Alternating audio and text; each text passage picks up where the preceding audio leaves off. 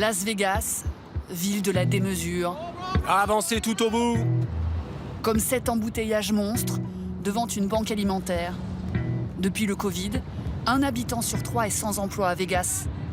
Plus de 30 millions de nouveaux chômeurs à l'échelle des États-Unis. Allez, avancez, monsieur.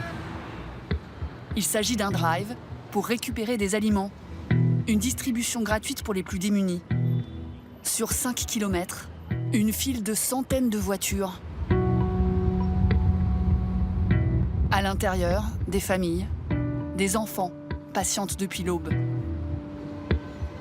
Sur le parking d'un casino, encadré par l'armée, on distribue des pâtes, du pain, de l'eau, des aliments de base que même la classe moyenne américaine ne peut plus s'offrir à Las Vegas. Passez une bonne journée. Signe de ce déclassement, on croise des voitures de sport ou encore une femme qui propose un pourboire aux bénévoles. Non merci, c'est gentil. C'est la première fois que vous venez à une distribution de nourriture? Oui, je me sens mal. C'est très gênant. J'ai toujours travaillé dans ma vie. 24 ans dans un casino. Guadalupe vit à Vegas depuis 30 ans. Cuisinière dans un casino, elle gagnait jusqu'à présent 3 000 € par mois, 22 € de l'heure, 3 fois le salaire minimum aux États-Unis. Jamais elle n'aurait imaginé devoir un jour demander de l'aide. C'est très dur pour moi d'aller à cette distribution. On connaît des gens qui y vont régulièrement et on s'est toujours senti mal pour eux. Mais maintenant, ça nous touche, nous. Je sais ce qu'ils ressentent.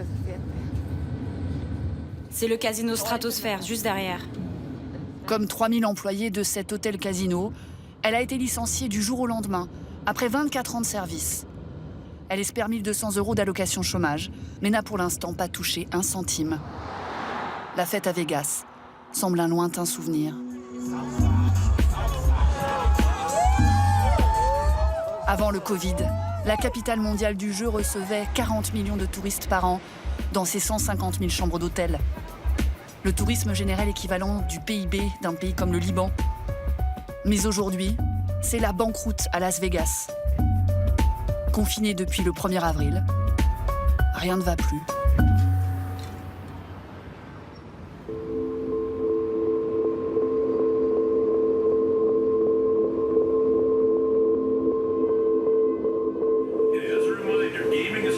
Tous les établissements de jeu ne sont pas, je répète, ne sont pas autorisés à ouvrir en phase 1. Tous ces casinos doivent rester fermés tant que les mesures de sécurité à mettre en place ne sont pas déterminées.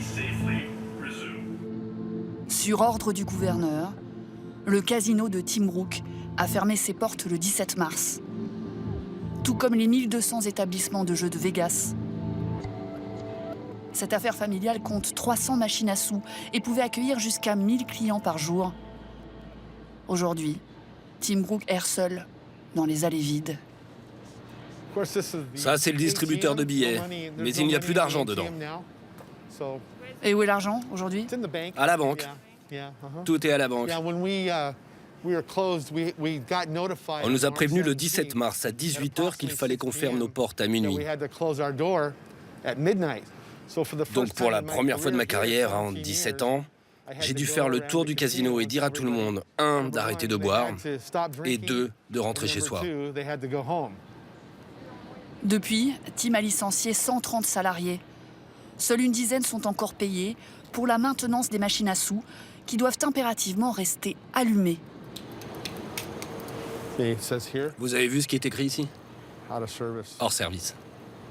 La raison pour laquelle on les laisse allumer, c'est pour garder les données enregistrées. Ça garantit l'honnêteté de la machine, qu'on ne triche pas.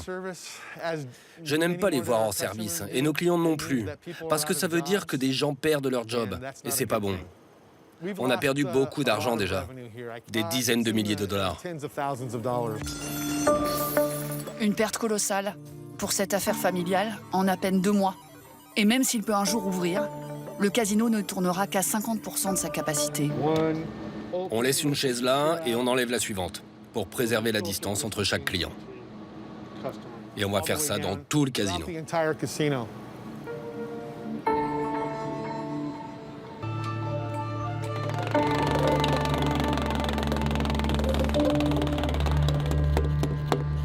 premières victimes de cette banqueroute, les petites mains des casinos et hôtels de la ville qui vivent dans ce quartier populaire.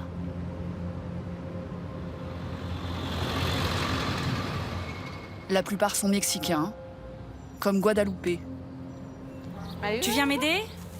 À 54 ans, avec 2 voitures et une maison, tout à crédit, elle pensait toucher du doigt le rêve américain jusqu'à son licenciement.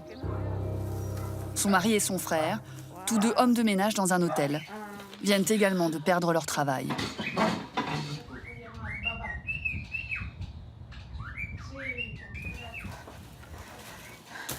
J'ai récupéré des gallons d'eau. Ça fait du bien d'avoir de l'eau, je suis contente. Car dans les magasins, ils ont augmenté le prix depuis le virus. Tous vivent sous le même toit, avec la maman de Guadalupe. Avant le confinement, la famille gagnait jusqu'à 5 000 € certains mois, contre presque plus rien aujourd'hui. Le crédit de la maison, celui de la voiture, représentent 1 000 € de dépenses par mois. Alors depuis quelques jours, le repas est frugal. Y a pas de poulet dedans? Ah, j'aime le poulet, moi. Seul le frère de Guadalupe touche aujourd'hui des allocations chômage. Je touche 400 € par semaine. Ça aide toujours. Beaucoup de mes collègues n'ont rien reçu. J'attends toujours. Ma sœur n'a rien touché. Pourquoi? Parce que beaucoup de gens s'inscrivent en ce moment. Donc ça prend du temps. Même si Guadalupe parvenait à toucher ses 1 200 € de chômage, cela ne suffirait pas à sauver sa maison et tout ce que sa famille a bâti depuis 30 ans quand elle est arrivée du Mexique. Je pense au fait que ma vie est belle ici et je ne veux pas la perdre. Je veux qu'elle continue comme ça, sans problème, sans préoccupation.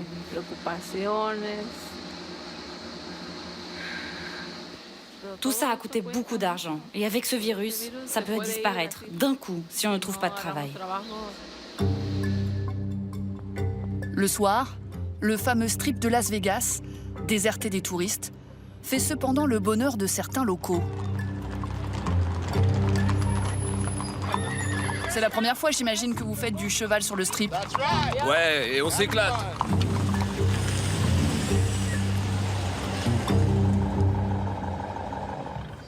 Ces 2 habitantes de Vegas n'étaient jamais revenues sur l'avenue depuis 2 mois. At least their lights are on, Some lights. you know. Who's paying the bills? Katouche, d'origine russe, est artiste au Cirque du Soleil. Sa colocataire, Nama, une Française naturalisée américaine, est barmaid. Toutes les 2 travaillent sur le strip depuis 13 ans. Je me rends compte que ce qui me manque le plus, c'est la musique, l'ambiance dans les rues, en fait. Là, par contre, ouais, je sens le silence, entre guillemets. Il y a toujours les voitures. Le strip est le cœur économique de Vegas. 50% des revenus touristiques de la ville sont concentrés sur 7 km de bars, clubs et spectacles. Tous fermés depuis 2 mois. C'était comme ma maison ici. 2 fois par soir, 7 jours sur 7, Katouche se produisait dans cette salle, devant 3000 personnes. J'arrivais au plus tard à 5 h de l'après-midi. Je préparais mon maquillage. Après, j'allais m'échauffer en coulisses avec mon partenaire. Puis je mettais ma tenue de scène. Et boum, que le spectacle commence.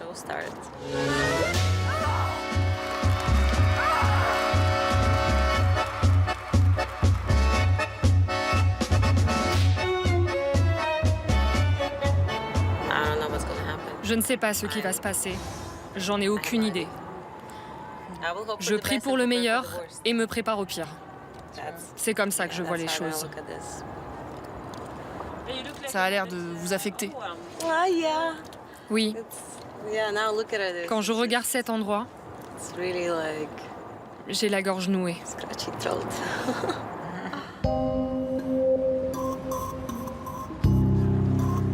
En attendant une hypothétique réouverture, Katouche tente tant bien que mal de garder la forme. Ce matin, séance collective de sport, à distance.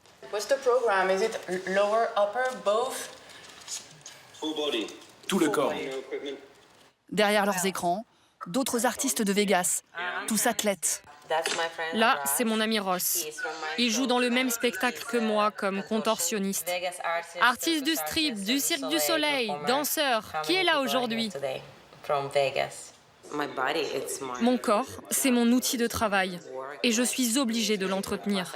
J'ai été opérée de la hanche il y a 6 mois, alors ça fait partie de ma rééducation de rester en bonne santé et active.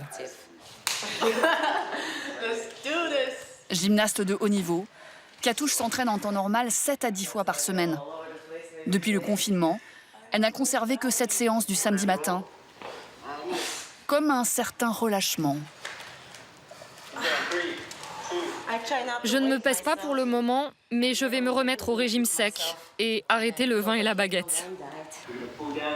Vous vous étirez, vous roulez sur vos hanches et vous faites ça 5 fois de suite. Allez Wayne, retire ton t-shirt. Aux États-Unis, le statut d'intermittent du spectacle n'existe pas. Katouche et Nama sont soumises au régime ordinaire et doivent s'inscrire au chômage. Elles n'ont aucune idée de combien elles pourraient toucher. Et comme Guadalupe, elles non plus n'arrivent pas à s'enregistrer. My email that I sent them, it was bounced back. Donc, Donc ils sont en maintenance. I think that is probably because 1,000 people are in our situation and they need to find a way where we can submit what is missing. I have to submit my passport to prove I'm American and I deserve it. I have to prove the change of my name with my social security card. They don't have anything in the system. It's old. En attendant, elles vivent toutes les deux sur leurs économies. Moi, je peux tenir facilement 1 an. 1 an sans travailler? Oui, facilement. Donc c'est très bien payé quand même, le travail à Vegas. Oui, voilà. Caillou smoothie! En tant que barmaid dans les palaces de la ville, Nama gagnait en moyenne 9 000 € par mois. Katouche, elle, n'a pas le droit contractuellement de révéler son salaire. Mais la jeune femme est propriétaire de cette maison et Nama lui verse un loyer.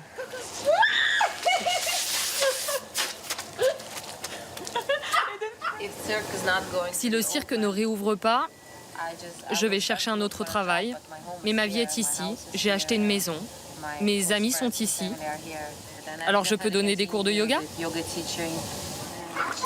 Trinquons aux nouvelles opportunités.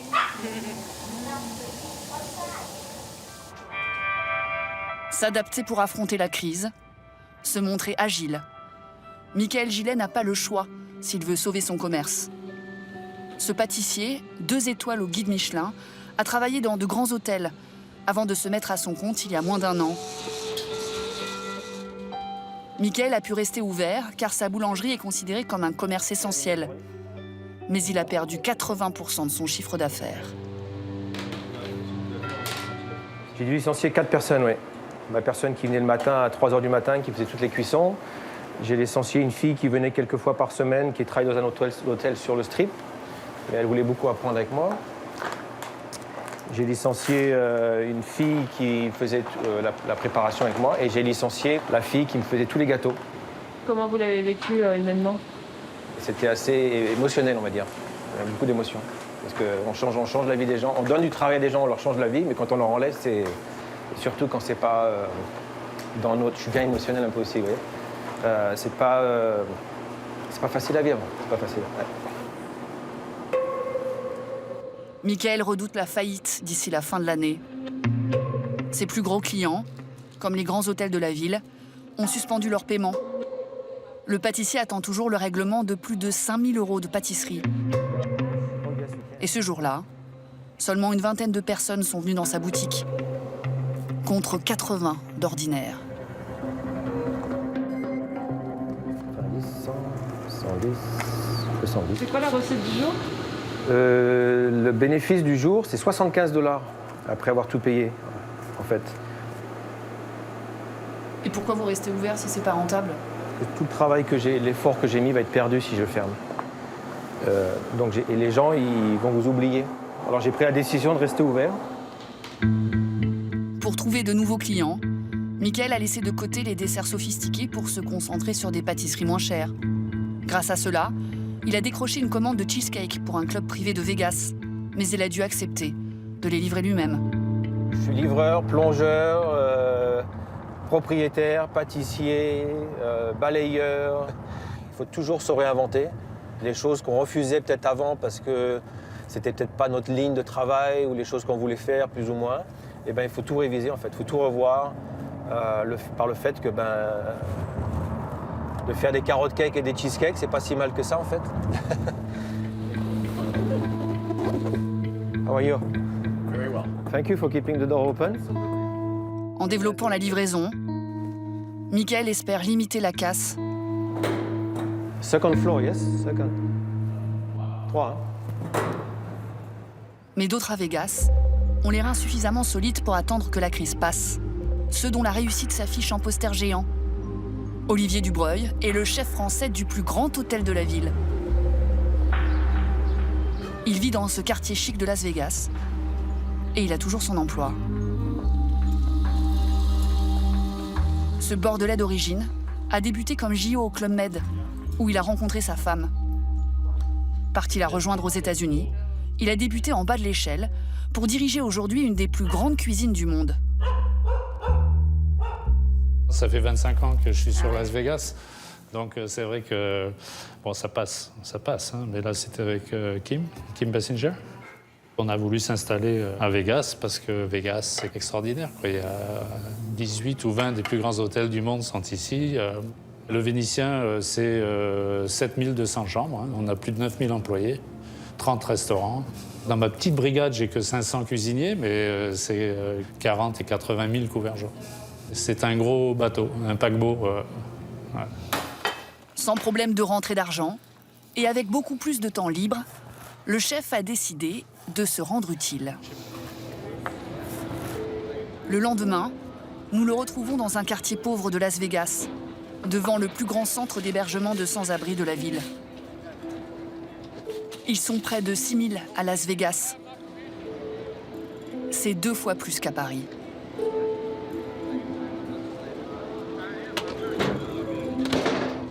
Tous les matins, grâce aux donations de son hôtel, Olivier et sa brigade préparent 1000 repas par jour pour les démunis. Et c'est le chef qui assure la distribution.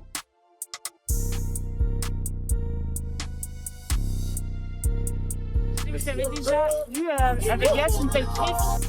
Ouais, pas autant. Pas autant depuis quelques semaines. Ça devient un petit peu compliqué. Il y a hélas beaucoup de monde. OK, enjoy your lunch. Stay safe, OK? Pardon? Qu'est-ce que ça vous fait distribuer ce repas? Ah, c'est émouvant.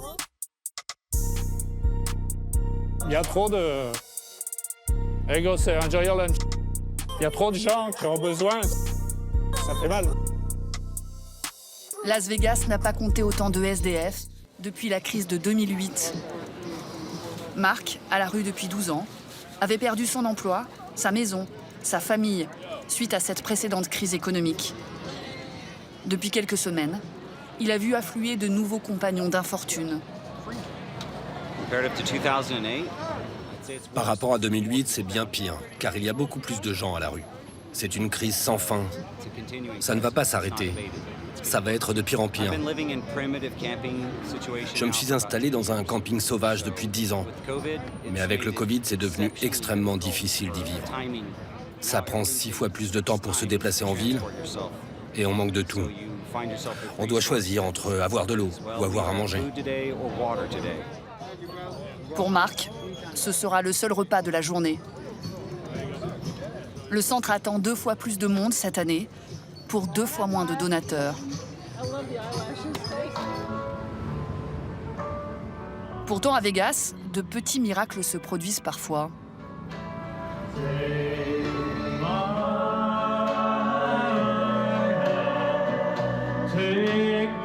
Dans la capitale mondiale des mariages, Elvis, alias Ron Descartes, est en pleine répétition. Propriétaire de cette chapelle depuis 21 ans et autorisé légalement à célébrer les unions, il est passé de 15 mariages par jour à 0 depuis l'épidémie. Ok, coupe la fumée, s'il te plaît. Merci, chers amis. Je m'appelle Elvis et je suis vivant. Après 2 mois d'arrêt, Ron s'apprête à accueillir à nouveau des amoureux. Son business est l'un des premiers à Vegas, autorisé à reprendre son activité.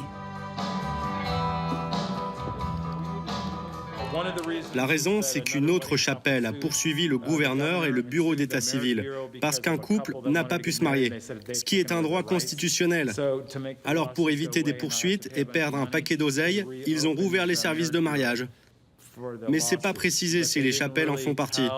C'est une zone grise, on en profite. Ces quarantenaires ont parcouru 1700 km pour se marier, un an après leur rencontre. Cynthia et Denis viennent du Texas. Il est charpentier, elle infirmière, et soigne des patients atteints du Covid. Elle a pris 2 jours de congé pour venir ici. Comment vous vous sentez? Nerveux. Très nerveuse. C'est une étape importante dans nos vies. Après ce que vous avez vu ces derniers temps, vous avez quand même envie de vous marier? Oui. Avec qui de mieux attraper le Covid? Si je dois vivre ça, autant être aux côtés de la personne que j'aime. Temps de crise oblige, le couple a réduit son budget. Le mariage version Elvis coûte 800 €. Ils se sont rabattus sur la formule la moins chère à 50 €. Toujours avec Ron, mais en costume classique. Avec cette bague, je m'engage pour la vie à t'aimer et à te chérir. Par l'État du Nevada, je vous déclare mari et femme. Monsieur, vous pouvez embrasser votre belle épouse. D'ordinaire, 120 000 couples viennent du monde entier se marier à Las Vegas. L'amour plus fort que la crise, c'est en tout cas ce qu'espère Ron pour son business. Depuis que sa chapelle a rouvert, il a célébré 3 mariages chaque jour.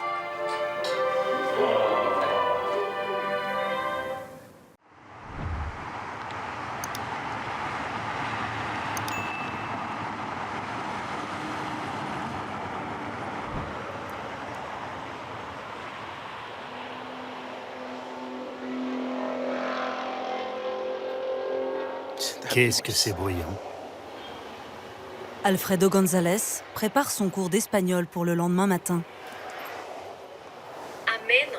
Ameno. Amena. Cultural. Ce professeur d'université de 46 ans travaille désormais à la seule lumière de sa tablette et des phares de voitures qui frôlent son camping-car stationné entre 2 autoroutes.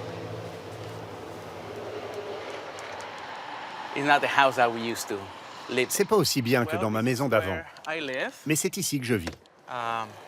Je suis là depuis 6 mois environ. Pardon pour l'absence d'électricité. Mais voilà, ici j'ai tout ce qu'il faut, mais pas de courant. Car je ne suis pas connecté au réseau de la ville. Là j'ai un frigo, une douche qui ne marche pas et des toilettes. Et là, c'est la chambre à coucher. Mes vêtements sont rangés là-bas. C'est petit, mais il y a tout ce dont j'ai besoin.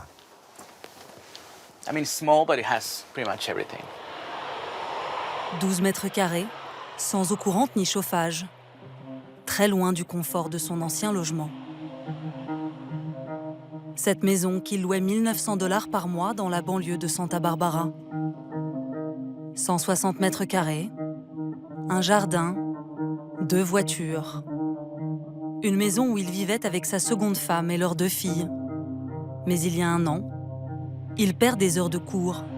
Même avec 2 550 $ de revenus mensuels, il n'arrive plus à payer toutes ses charges, son loyer, une pension alimentaire d'un premier divorce. La famille déménage dans un petit studio. Sa seconde épouse le quitte et le met à la porte. J'essaye de croire, de me convaincre que ce sera bientôt fini, que c'est une situation temporaire et que ce sera plié. Mais la réalité, c'est que je ne sais pas du tout quand ça va se terminer. Alfredo continue à voir ses filles tous les jours, mais elles ne dorment jamais dans son camping-car. Je ne veux pas détruire leur joie, leur bonheur, à cause de ma situation. Je ne veux pas être là. Je ne veux pas être à la rue. Je voudrais être logé avec ma famille, mais malheureusement, je ne peux pas me le permettre financièrement. Un déclassement social qu'ils sont des dizaines de milliers à vivre en Californie. Chen encourt la réclusion à perpétuité.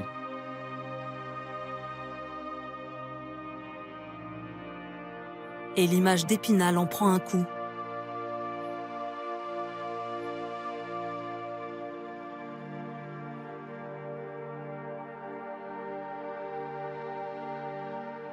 À côté des palmiers et des jolies filles en bikini. Ces silhouettes errantes. Ces tentes installées un peu partout. Des bords de mer, jusque dans les centres-villes.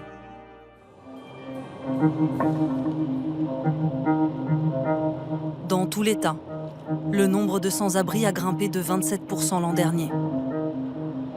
La Californie compte 135 000 SDF. Plus de 60 000 dans le seul comté de Los Angeles. La plupart ne peuvent plus payer leur loyer, qui peut atteindre 2 000 € pour un studio. Les hausses constantes des prix de l'immobilier ont rendu les logements inabordables, surtout pour les travailleurs à faible revenu. Et pour ceux qui ont encore un toit, la menace de le perdre n'a jamais été aussi grande.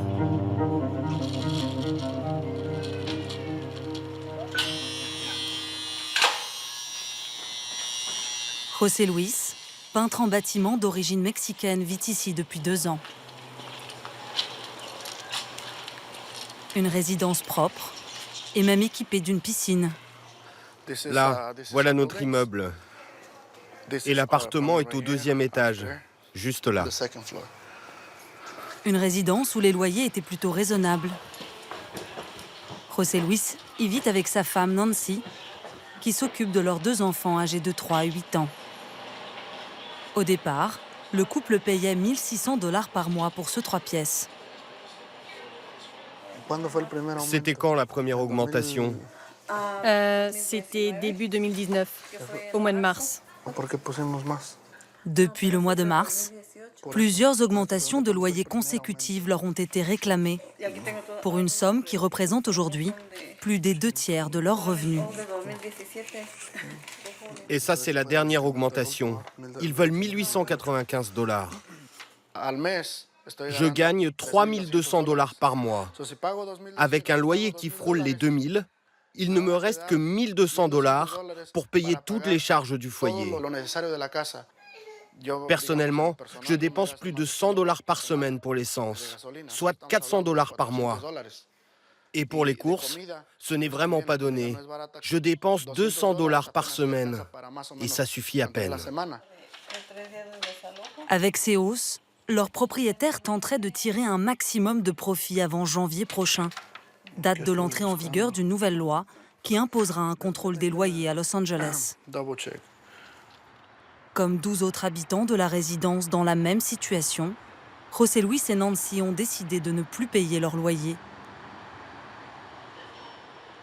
Menacée d'expulsion, la famille a pris un avocat et tente de négocier une augmentation de loyer plus raisonnable. On n'a pas d'alternative. C'est ça, ou finir à la rue. J'ai jamais imaginé me retrouver dans cette situation. Et oui, c'est dans un coin de ma tête. Cette idée que nous allons peut-être devoir dormir un jour dans notre voiture, ou bien dans un parc. Une idée, ou plutôt une angoisse, commune à des milliers d'habitants.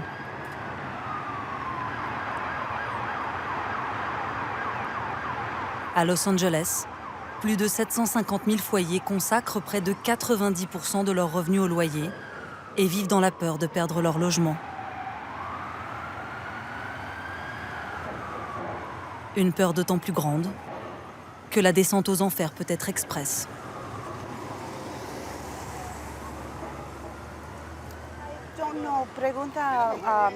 Monica, dis-moi, on aurait des chaussettes?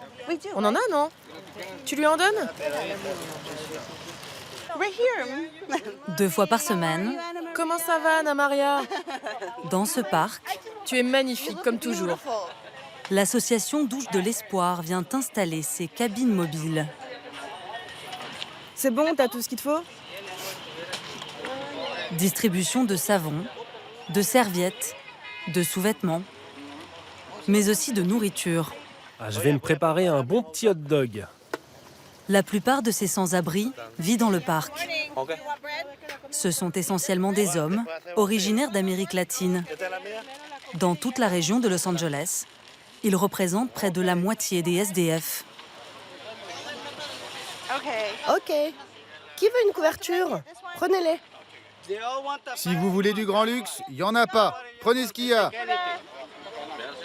En bonnet bleu, le regard perdu, Gabriel, 34 ans.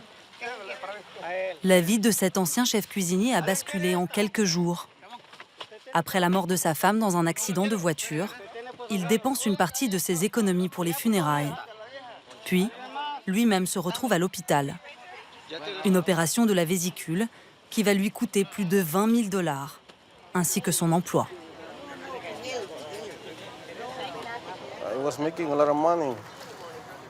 Je gagnais très bien ma vie. Mais ici, dans ce pays, ils te donnent seulement 3 jours d'arrêt maladie.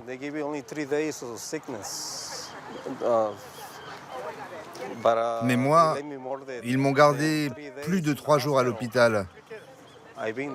J'y suis resté 15 jours et j'ai perdu mon job. Quand j'ai essayé de revenir dans mon entreprise, ils m'ont dit non, on ne te reprend plus. À la rue depuis 3 mois, Gabriel est tombé dans l'alcool et ses 3 enfants en bas âge ont été confiés à sa mère. La perte de sa famille a douché ses espoirs de retour à une vie normale. Il ne voit plus aucune issue à sa situation. Cette dégringolade, si courante en Californie, c'est ce que cherche à éviter à tout prix Alfredo, le prof de fac. Et dans son malheur, il a eu un peu de chance. Quelques mois avant de perdre son logement, Alfredo achète ce camping-car pour faire des sorties avec ses filles. Seul hic, en Californie, il est officiellement interdit de dormir dans son véhicule, hors parking autorisé. Alors chaque jour, c'est un peu la galère pour se garer.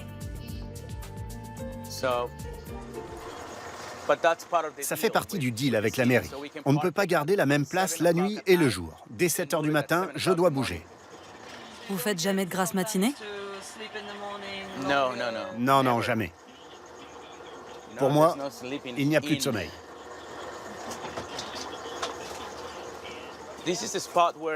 Là, c'est une aire de repos pour les camions de marchandises. Et c'est ici que je laisse mon camping-car en journée. Ici, Alfredo n'est jamais seul. Il a des voisins. Ce sont des retraités, des personnes âgées de plus de 60 ans. Celui qui vit là a 65 ans. C'est sa résidence, si je puis dire.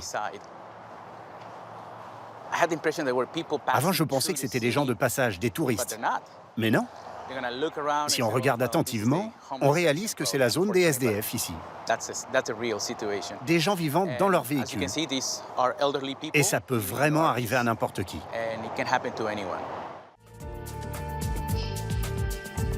S'ils sont moins visibles que les SDF vivant dans la rue, ils sont plus nombreux. 16 000 rien qu'à Los Angeles, 2 000 ici à Santa Barbara. Le prix à payer pour rester sous le soleil californien. Comme Alfredo, la plupart travaillent, mais ne peut pas payer de loyer. Alors la ville s'est adaptée et a mis des parkings à disposition des personnes dormant dans leur voiture. Mais pour avoir le droit d'y stationner, il faut un permis. Bonjour Alfredo, comment ça va? Bonjour. Je m'appelle Jordan, entrez. Enchanté. Vous venez pour le renouvellement? Oui, s'il vous plaît. Installez-vous. C'est une ONG qui délivre ses autorisations de stationner dans des parkings privés ouverts la nuit. Des places sécurisées et gratuites où la police ne peut pas mettre d'amende. Ça, c'est pour vous. Pour bénéficier de ce programme appelé Safe Parking, les sans-abri doivent être en règle. Ils doivent venir tous les mois. Ils doivent avoir une assurance, un permis de conduire et une carte grise. Ce sont les exigences basiques du programme. C'est pas beaucoup de paperasse. On vérifie aussi qu'ils respectent les règles, qu'ils quittent leur parking à l'heure, pour qu'on n'ait pas de problème avec les voisins ou les entreprises qui nous prêtent leur parking. Si certains restent trop tard, ça peut nous causer des ennuis. Ce document, c'est une sécurité pour moi. Et je me sens protégé. Et oui, je suis soulagé. Sans ça, je ne saurais pas quoi faire et où aller. Là, je vais être tranquille pour le mois qui vient.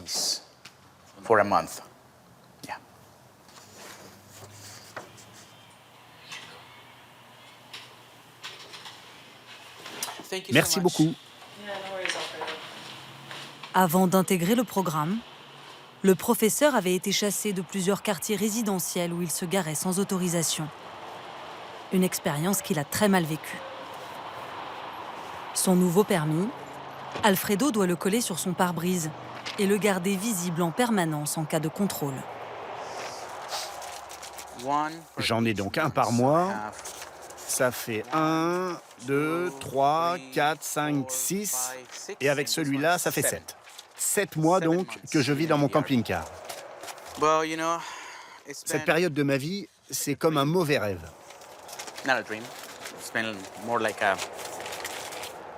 Alors oui, ça aurait pu être pire. Au moins, j'ai un toit au-dessus de la tête. Une mauvaise passe dont il espère encore pouvoir sortir. Même si 85% des hommes qui finissent à la rue ne retrouvent pas une stabilité financière et un foyer.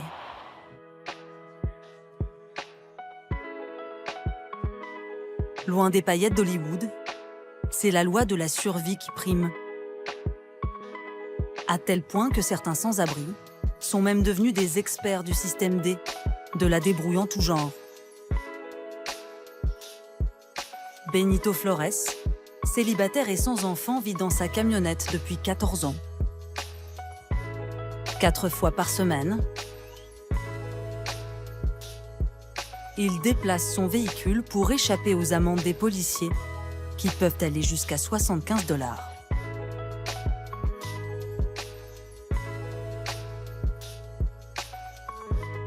Là, c'est réservé aux résidents, uniquement ceux qui vivent ici.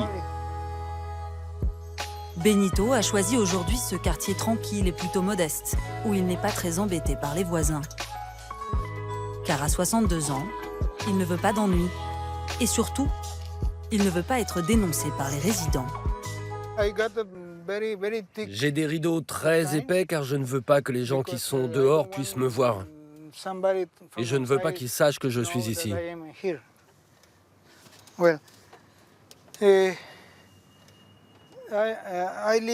Je vis dans ce petit espace.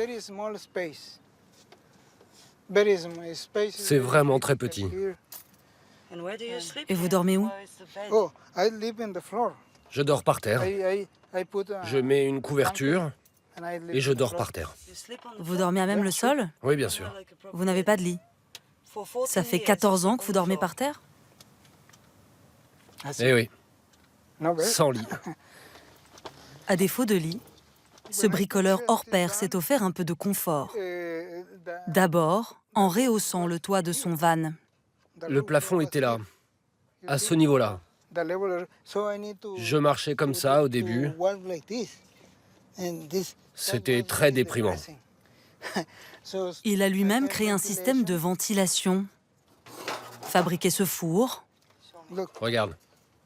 Et ce mixeur à smoothie qui tourne à la perceuse. Ça, c'est du mixeur. Hein.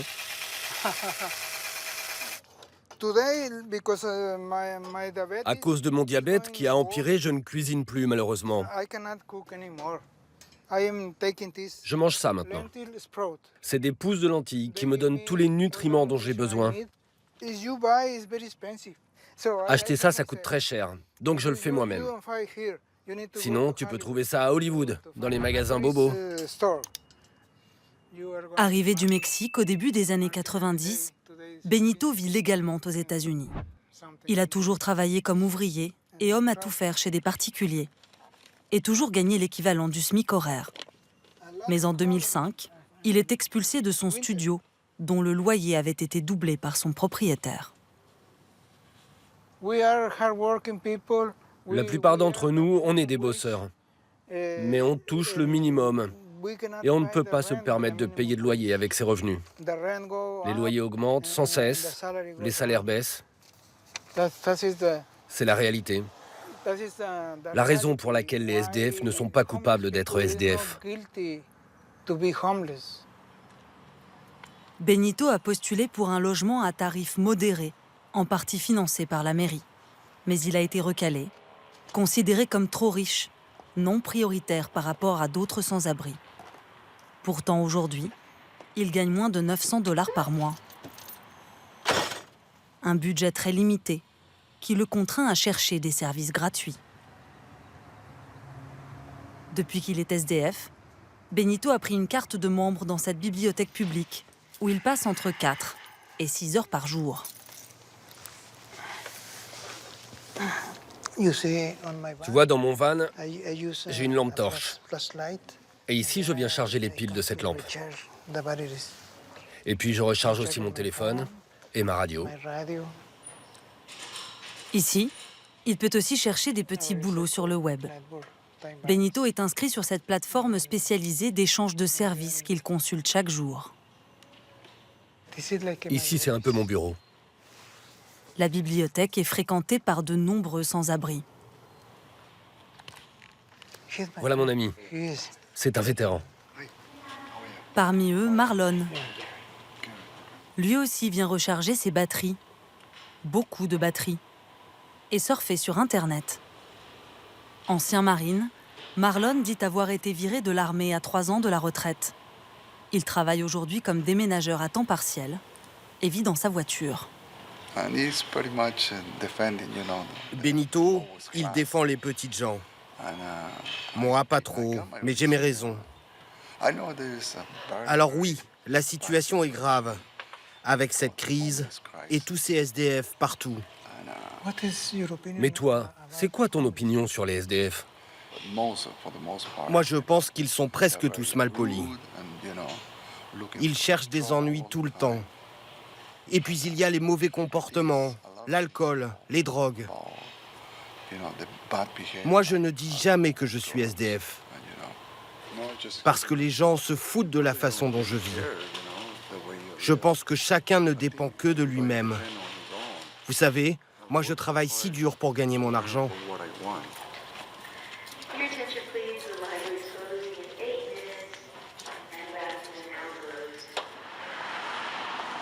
Benito a rejoint une association qui se bat contre les expulsions.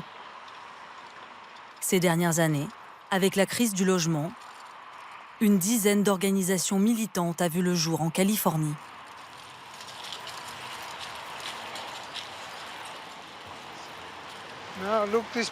Regarde tous ces gars qui vivent là. Quand je vois ça, je me sens plus motivé pour continuer à militer.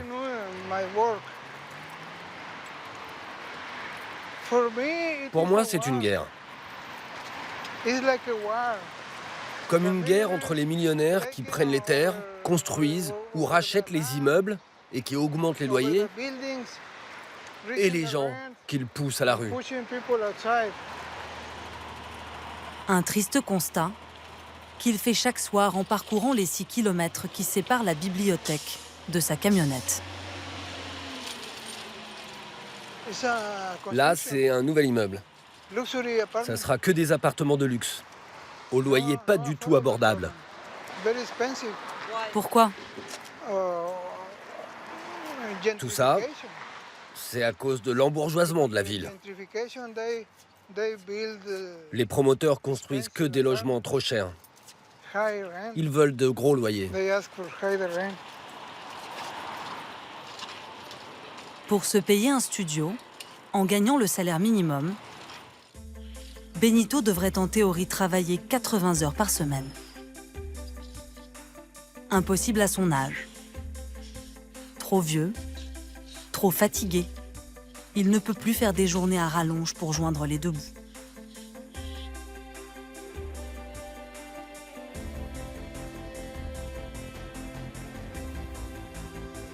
D'autres s'imposent des rythmes éreintants.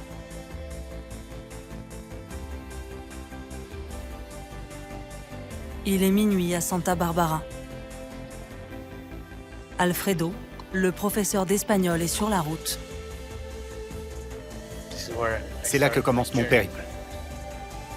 Toutes les nuits, il travaille comme chauffeur grâce à cette application qui le met en contact avec des passagers. Les revenus, ça dépend des jours. Le pire que j'ai fait, c'était un lundi soir. 40 $ seulement.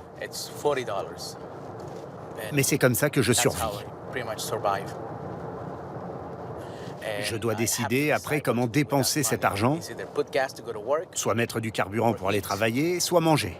Mais bien sûr, vu que j'ai besoin de me déplacer, je choisis le plus souvent l'essence. Ça y est, j'ai un passager.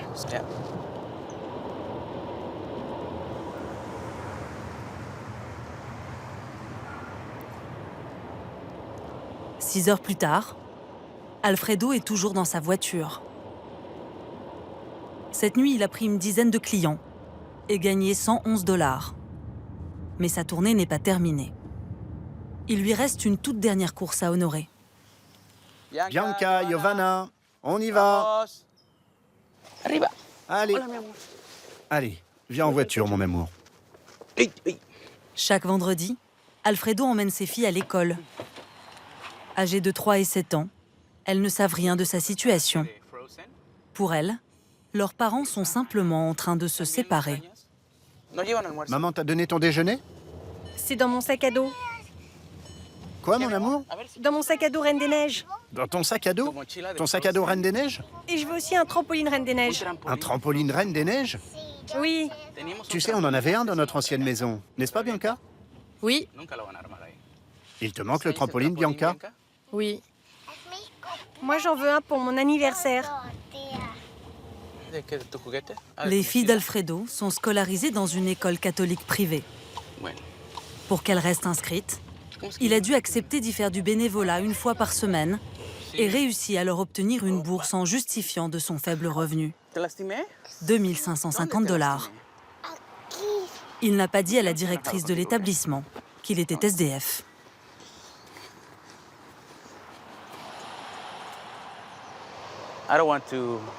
Je ne veux pas que ça arrive aux oreilles des autres enfants. Les gamins peuvent être très méchants entre eux. Je préfère le garder pour moi. Je ne veux pas que mes filles soient jugées, moquées, parce que leur père vit dans la rue. Ça me briserait le cœur.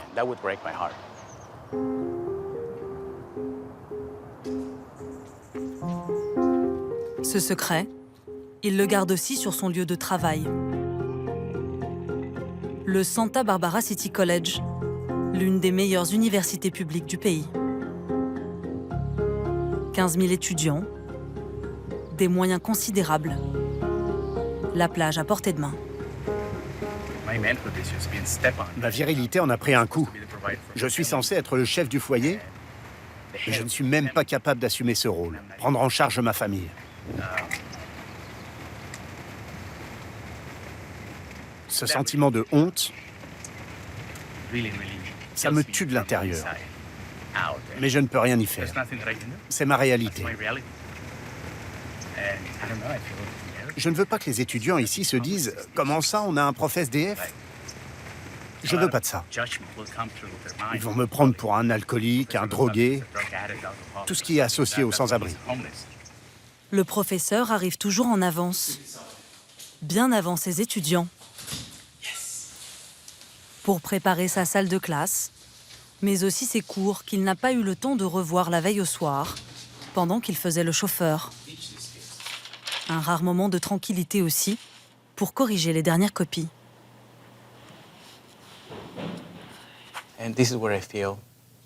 Ici, je me sens normal. Ici, je me sens apprécié. Je me sens moi-même. Un professeur qui aime enseigner, qui est admiré par ses étudiants Je me sens vivant de nouveau.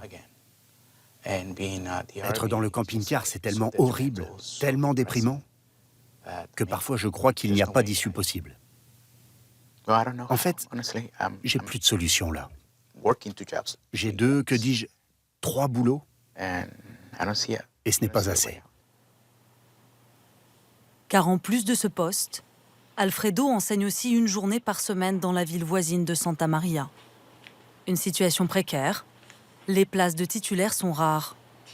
26 ans, qu'il attend de décrocher un temps plein. Oh, elles sont jolies. Vous avez eu les mêmes? Elles sont très jolies.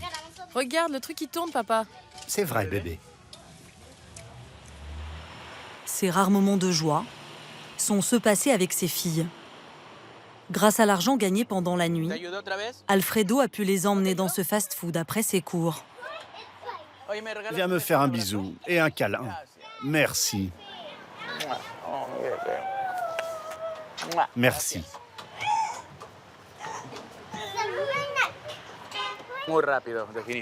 Ça passe toujours trop vite quand je les vois, comme des secondes. J'essaye de profiter au maximum de ces moments, les voir autant que je peux, avant que leur mère ne vienne les chercher. Mais c'est comme ça. Est-ce que je peux encore jouer avec mes amis? Non, les filles, on y va. Ok. Depuis notre tournage, Alfredo a entamé une thérapie de couple avec son ex-femme pour voir s'il pouvait recoller les morceaux. C'est aujourd'hui son seul espoir de retrouver un toit. Ses revenus ne lui permettant pas de bénéficier d'un des rares logements subventionnés par l'État californien. Un État pointé du doigt, incapable d'endiguer ce phénomène, malgré plus d'1 milliard de dollars récemment investis pour construire des logements sociaux. Sur les 10 000 appartements promis pour début 2020, seule la moitié a été finie à temps. Une goutte d'eau sur le marché immobilier le plus inabordable des États-Unis.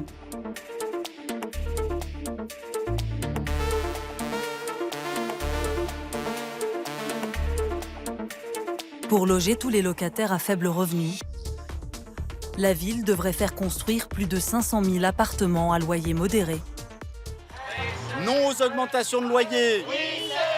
Oui à la grève des loyers. Dans le quartier d'Hollywood Nord, Des logements, oui. Expulsion, non, non. José Luis, le peintre en bâtiment, et sa femme Nancy manifestent pour la première fois. Leur fils défile à leur côté. Pris à la gorge, menacés d'expulsion, ils s'en remettent désormais aux politiques. Si on ne descend pas dans la rue, rien ne changera. Première étape pour le cortège, le bâtiment qui héberge les bureaux du conseiller municipal responsable de leur quartier. Parce qu'elle réside légalement aux États-Unis. Allez Nancy, c'est à toi. Nancy peut parler haut et fort. Les propriétaires sont injustes. Nous sommes des familles à bas revenus et nous n'avons pas assez d'argent pour payer ces loyers fous. Aujourd'hui, on risque d'être expulsés. Mais on ne veut pas devenir les prochains SDF de LA. Bravo Nancy. La marche se poursuit jusqu'à la mairie de Los Angeles. Au cœur du pouvoir, un lieu où cette mère de famille n'aurait jamais imaginé mettre les pieds. Un conseil municipal extraordinaire doit voter pour ou contre un moratoire de 3 mois sur les expulsions. Je suis un peu stressée quand même, nerveuse. Mais j'espère qu'on aura de bonnes nouvelles aujourd'hui. Avant le scrutin, Nancy et ses amis militants sont venus faire valoir leur point de vue. Aux États-Unis, la loi les autorise à parler publiquement au Conseil pour espérer influer sur le vote. Les intervenants sont nombreux. Chacun n'a qu'1 minute pour convaincre. Nous avons besoin de cette motion. qu'elle soit votée et appliquée le plus vite possible. Nous avons besoin de vous pour protéger un maximum de locataires en danger, dans ce que l'on peut appeler un état d'urgence. Merci beaucoup. À la surprise générale, la motion est adoptée à l'unanimité. Séance tenante. Elle sera ratifiée 3 jours plus tard par le maire de Los Angeles. Le gouvernement de la ville n'avait jamais travaillé aussi vite et bien depuis de longues années. C'est un répit pour Nancy et les siens, mais un répit de courte durée. 3 mois à peine, au-delà desquels son propriétaire pourra, s'il le souhaite, décider de l'expulser avec sa famille.